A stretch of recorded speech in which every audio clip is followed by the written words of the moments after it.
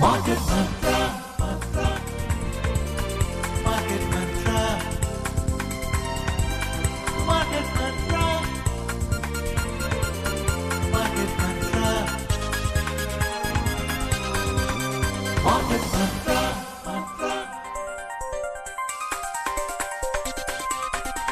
Market Mantra. Namaskar and welcome to this Monday edition of Market Mantra, the program in which we give you a complete update on the economic news of the day. And friends, today we shall also be taking calls from you on any queries that you may have on economic, business and stock market news. But friends, please do remember that we do not address company-specific queries. Well, you may call us on the numbers 23314444, 23421050 and 23310464. If you are calling us from outside Delhi, please do not forget to add 011 as a prefix to these numbers. I'm your anchor, Lalema Aneja Dank, and with me is my co-anchor, Manoj Pathak. नमस्कार। Market मंत्र के ताज़ा अंक में आपका स्वागत है। आज सोमवार है और आज के दिन हमेशा की तरह कारोबारी, आर्थिक और शेयर बाजार से संबंधित ताज़ा दुनिया भर की खबरों को लेकर हमेशा की तरह हाजिर हैं। और आज सोमवार है तो आप हमारे कार्यक्रम में हुआ करते हैं सम्मिलित। हमसे पूछ सकते हैं अर्थनीति, कारोबार या शेयर बाजार से जुड़ा कोई भी सवाल। हमसे सवाल पूछने के लिए आप डायल कर सकते हैं 2331-4444, 2342-1050 या फिर 2331-0464। बस ये ख्याल रखिएगा कि हम किसी खास कंपनी या शेयर के बारे में आपको जानकारी नहीं दे सकते हैं।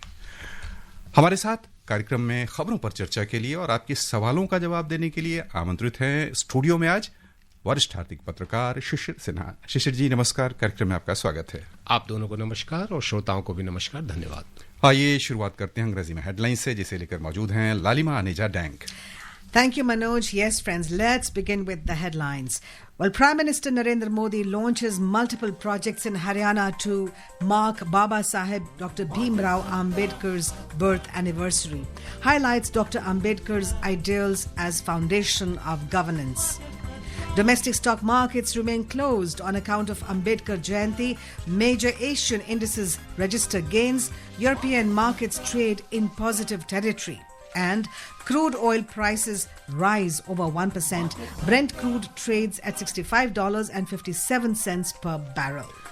प्रधानमंत्री नरेंद्र मोदी ने हरियाणा में बाबा साहब डॉक्टर भीमराव अंबेडकर की जयंती पर अनेक परियोजनाओं को लॉन्च किया।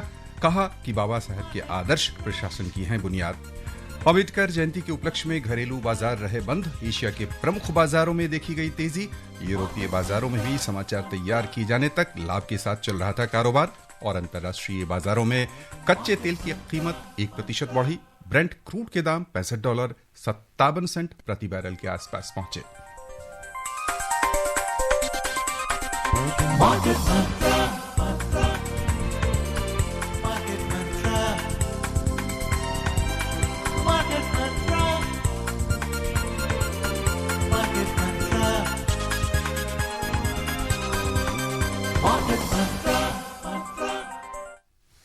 Prime Minister Narendra Modi said, as the nation pays tribute to Baba Saheb, his ideals continue to guide the very soul of the government.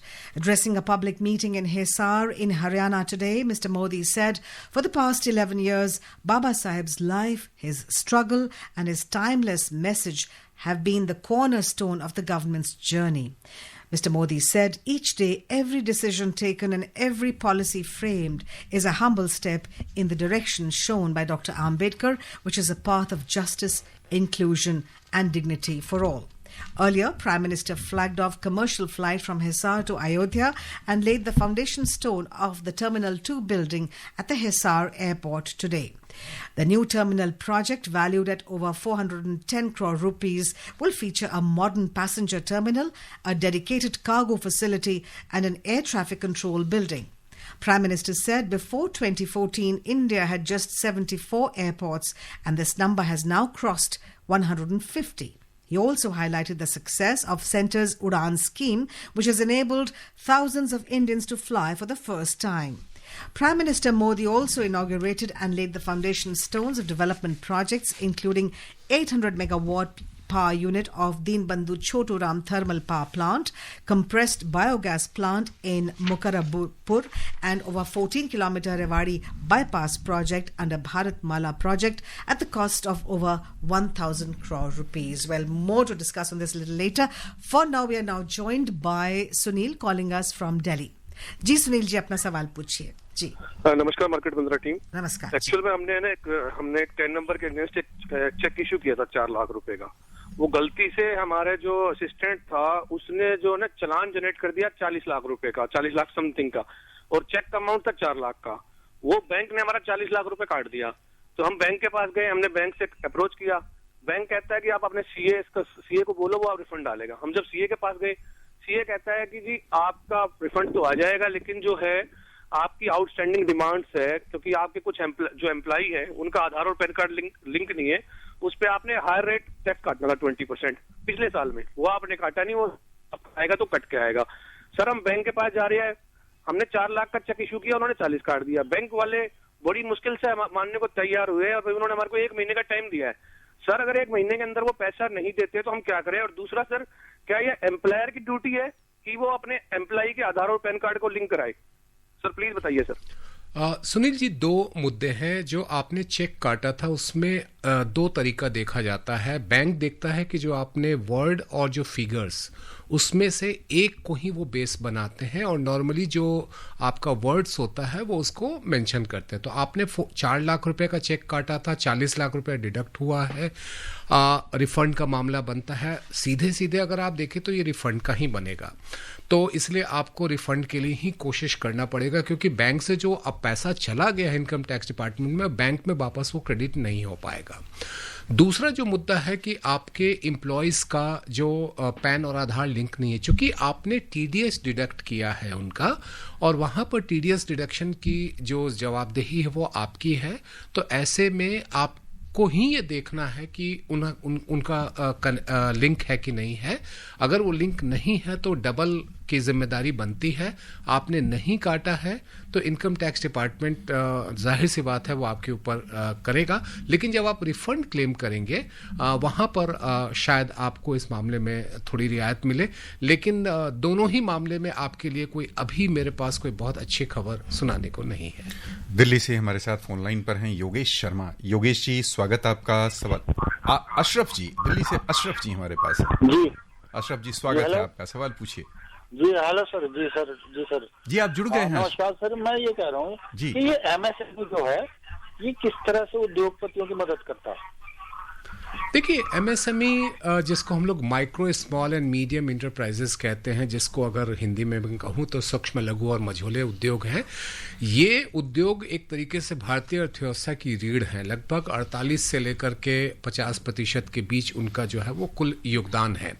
दूसरा क्या है कि कोई भी एक बड़ी कंपनी सब कुछ खुद तैयार नहीं कर पाती है। कच्चा सामान उनके लिए जो जिसको हम लोग इनपुट्स कहते हैं, उसके लिए उनको अलग अलग छोटे छोटे उद्यमियों पर निर्भर रहना पड़ता है। तो ये दोनों एक दूसरे के लिए जो है वो बड़ी जिम्मेदारी का काम करते हैं, एक दूसरे से जुड़े हुए होते हैं।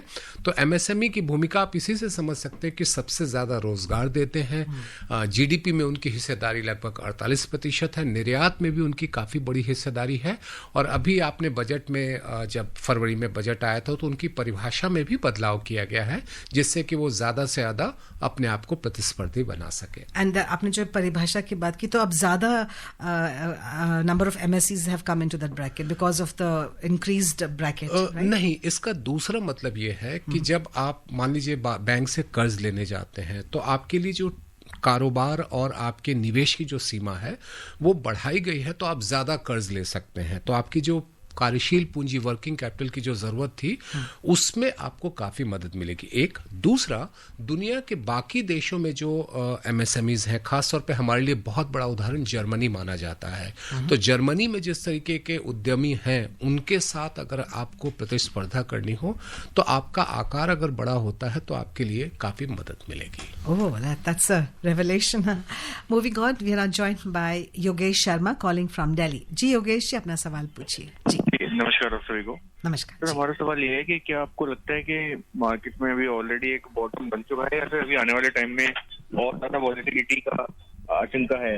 और इसका दूसरा सवाल ये है कि गोल्ड को उसको कहते हैं कि उल्टा होता है, मार्केट गिरती है गोल्ड चढ़ता है, पर इस बार हमने देखा कि मार्केट भी क्रैश हुआ, गोल्ड भी क्रैश हुआ, एक साथ हुआ, तो इसका क्या कारण हो सकता है? योगेश जी, मैं दूसरे सवाल का पहले जवाब दे दूं। सोने में लगभग 7% की बढ़ोतरी बीते कुछ समय में देखने को मिली है। ये बढ़ोतरी एक संतोषजनक कही जा सकती है।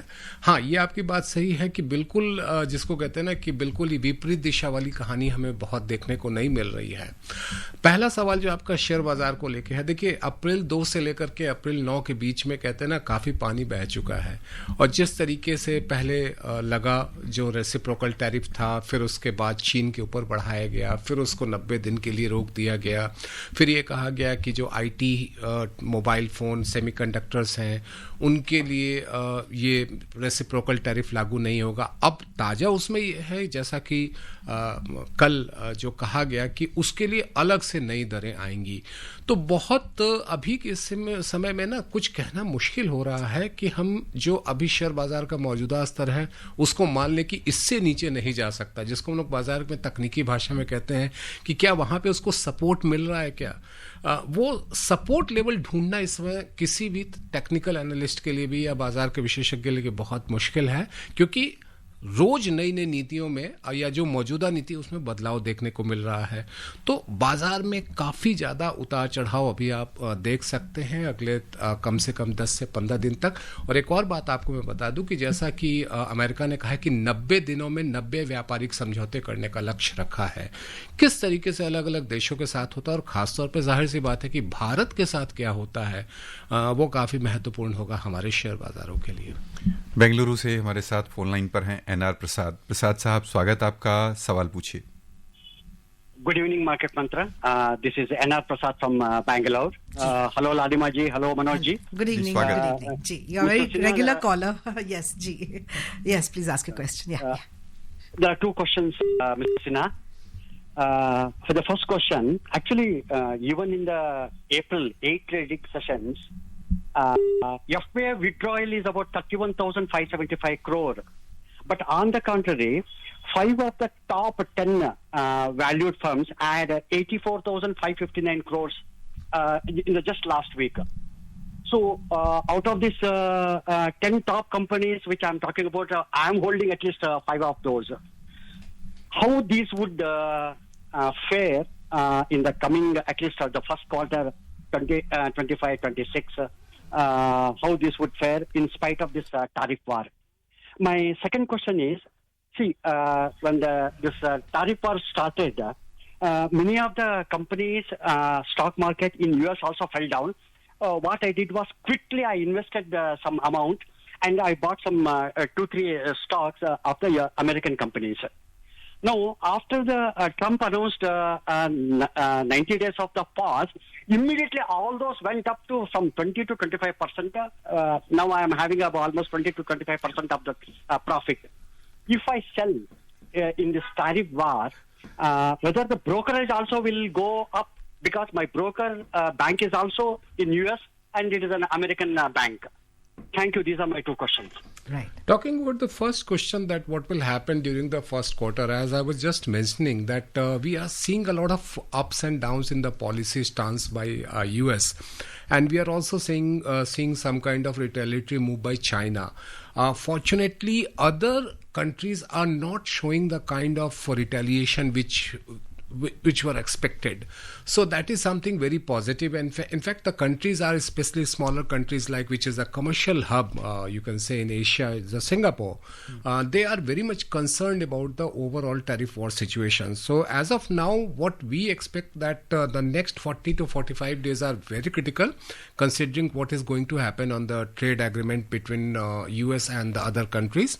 And of course, the China stance is very clear. US is not going to give any kind of comfort or relief to China, and China will also take some kind of retaliatory measure. So that is something which will affect the stock market, and it's very difficult to say that whether we have bottomed out or there will be some kind of upward movement. It will be a purely incident based and day-to-day based incident which will decide the direction of the market. Coming to your second question about the stocks which you have bought, of course it all depends upon what kind of exchange value is there. So that will impact the brokerage. Whether it is if the rupee is down, then of course it will have another impact. When the rupee is up, there will be another impact. The good thing is that rupee has gained some strength during last 4 to 5 days by almost good percentage, I would say. I'm not recalling the exact percentage, but it's a good percentage. So that is something which is going to help. But of course, the exchange, it will decide what kind of brokerage you will have to pay. खैर जो कुछ भी यानी निकले उसमें market मंत्रा team के लिए बधाई, यानी की ओर से आपको बधाई तो प्रसाद साहब बनती ही है, और लड्डू हमारे लिए भी जरूर रखिएगा क्योंकि अच्छा मुनाफा आपको हुआ। आइए खबरों का सिलसिला आगे बढ़ाते हैं। घरेलू शेयर बाजार आज डॉक्टर बाबा साहब अम्बेडकर जयंती के उपलक्ष्य में बंद रहे। शुक्रवार को यानी पिछले शुक्रवार को बॉम्बे स्टॉक एक्सचेंज का सेंसेक्स 1310 अंक यानी 1.77% बढ़कर 75,157 पर बंद हुआ था। उधर नेशनल स्टॉक एक्सचेंज का निफ्टी 50 भी 429 अंक यानी 1.92% उछाल के साथ 22,829 दर्ज हुआ था। छोटी और मझोली कंपनियों के शेयरों का प्रदर्शन भी काफी अच्छा रहा था। और अब चले एशियाई बाजार की ओर, यानी वैश्विक बाजार की ओर। पहले एशिया, उसके बाद यूरोप, जहां दोनों स्थानों पर तेजी के रुझान आज दिखे हैं। हांगकांग का हेंगसेंग सूचकांक का आज 2.4% लाभ में रहा। जापान के निक्केई 225 में 1.1% से अधिक की तेजी आई। सिंगापुर का स्ट्रेट्स टाइम्स इंडेक्स 1% लाभ में रहा। दक्षिण कोरिया के कोस्पी में 0.9% की वृद्धि हुई। उधर चीन का शंघाई कंपोजिट इंडेक्स भी 0.76% उछाल के साथ बंद हुआ। यूरोपीय बाजार की ओर चलें तो वहां भी बढ़त के साथ कारोबार होता दिख रहा था समाचार मिलने तक। जर्मनी का डेक्स लगभग 2.4% लाभ में था। फ्रांस के कैक 40 में 2.1% की तेजी थी, जबकि लंदन का फुटसी 100 1.7% से अधिक बढ़त के साथ कारोबार कर रहा था। श्रोताओं, एक बार हम आपको अपने कुछ आप जुड़ चुके हैं, लेकिन तो भी जो नए श्रोता या बाद में जुड़ने वाले श्रोता हैं उनके लिए अपने कॉलिंग नंबर बताना चाहेंगे।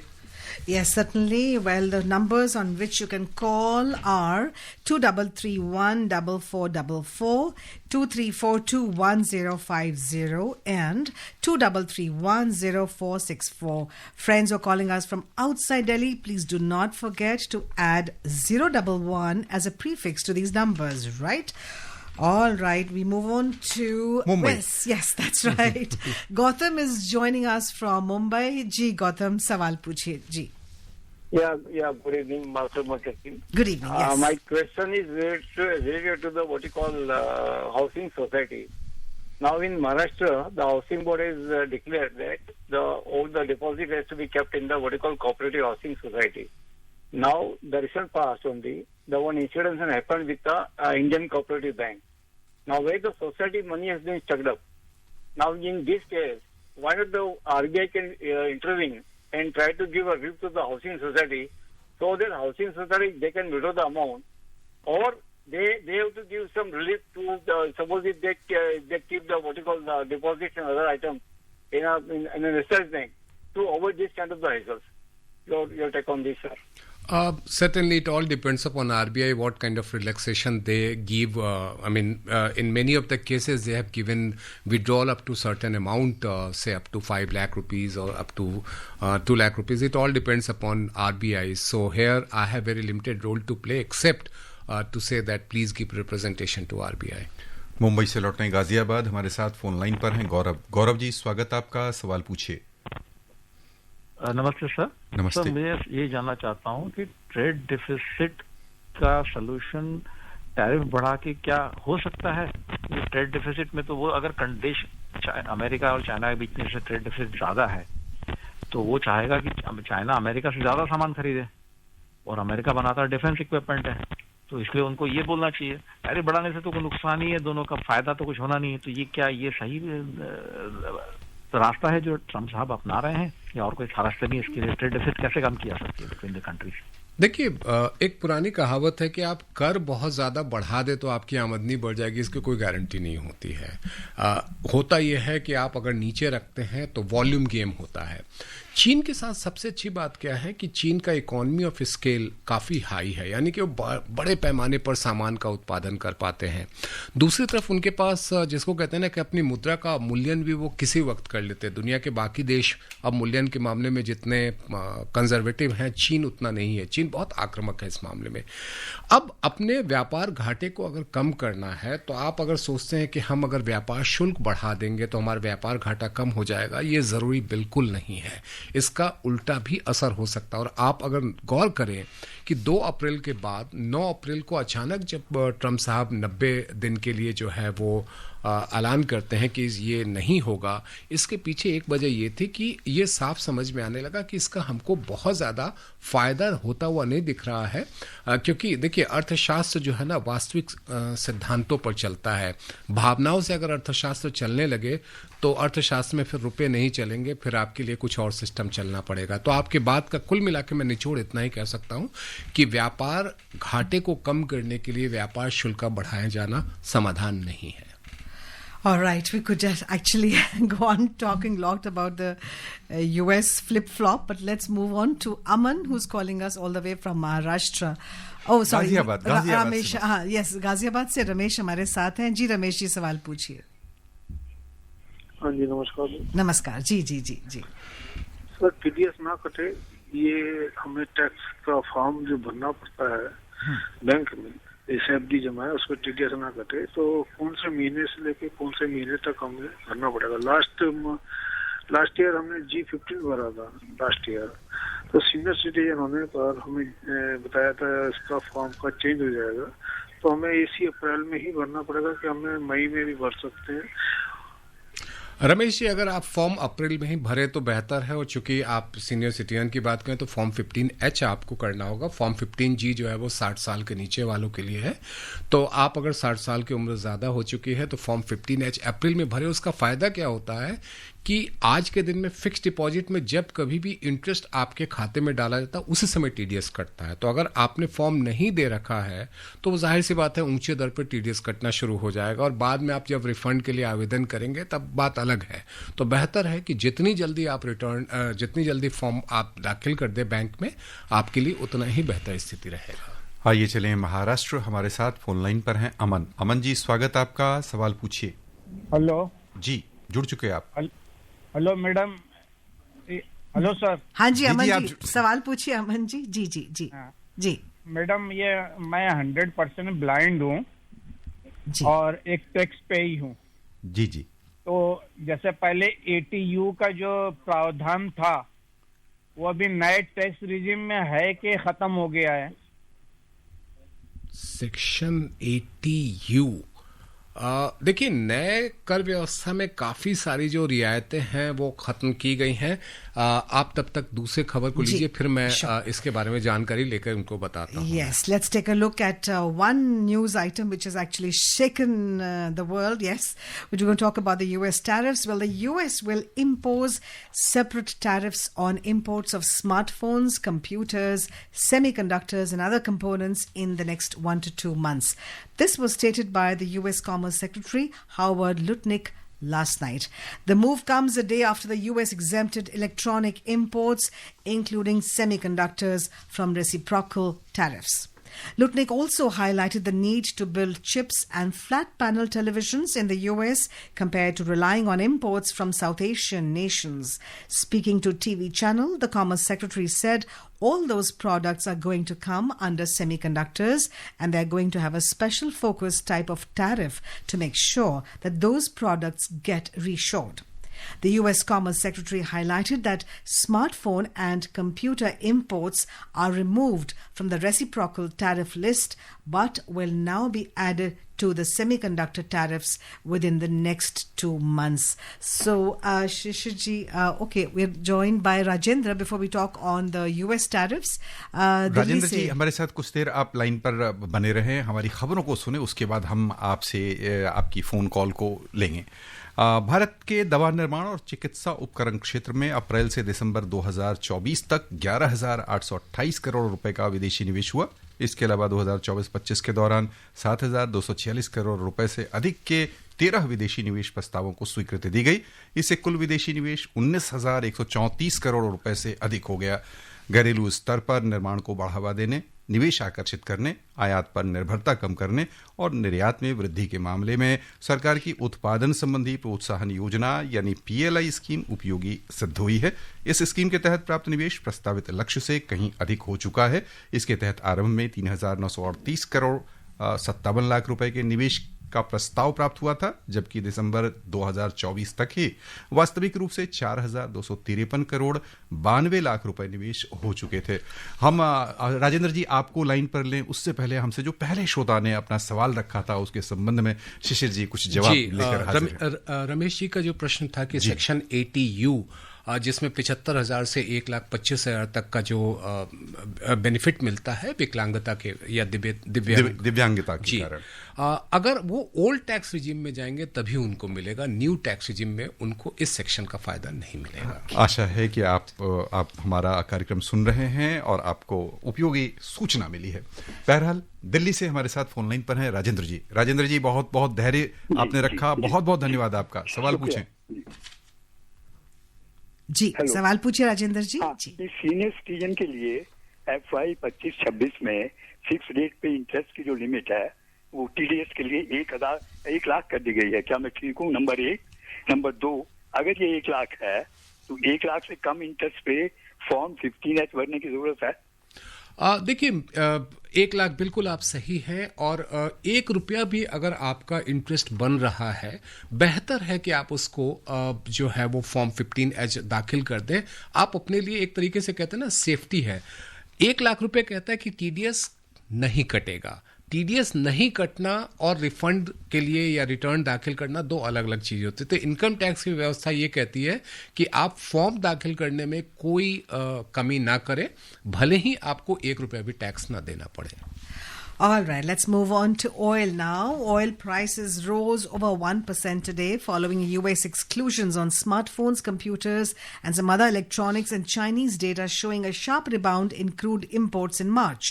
Brent crude was trading over 1.2% up at $65.57 per barrel.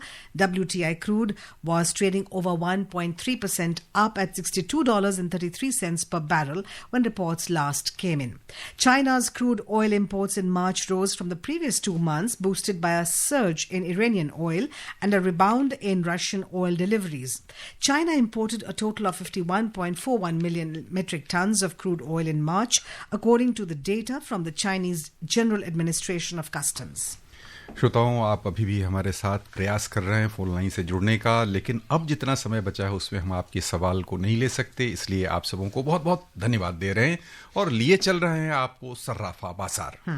सर्राफा बाजार में सोना आज बिना किसी उतार चढ़ाव के अपने पूर्व स्तर के आसपास ही कारोबार कर रहा था। अंतिम समाचार मिलने तक भारत में 24 कैरेट सोने का मूल्य 94,030 रुपए प्रति 10 ग्राम के स्तर पर था। वहीं चांदी 94,680 रुपए प्रति किलोग्राम के स्तर पर थी।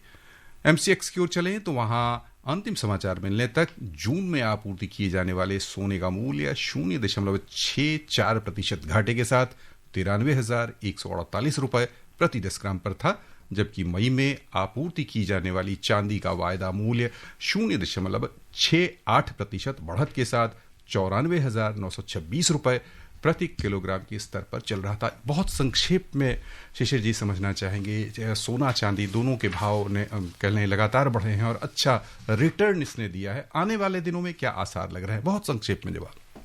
दाम थोड़े बढ़ेंगे, यानी सोना चांदी की चमक तेज होने वाली है, ये हमारी सलाह है। यानी निवेश के लिए अभी भी मैं कहूंगा हो सकते हैं, यानी हो सकते हैं, आपको मुनाफे के आसार निकल सकते हैं आपके पोर्टफोलियो में। बस इसी नोट पर हम आपको श्रोताओं की ओर से शिशिर जी बहुत बहुत धन्यवाद देना चाहेंगे। जी धन्यवाद। Anyway, always good to diversify your portfolio, says Market Mantra.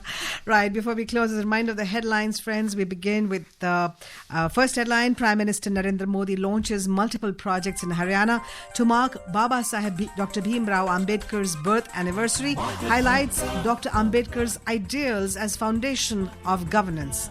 Domestic stock markets remain closed on account of Ambedkar Jayanti.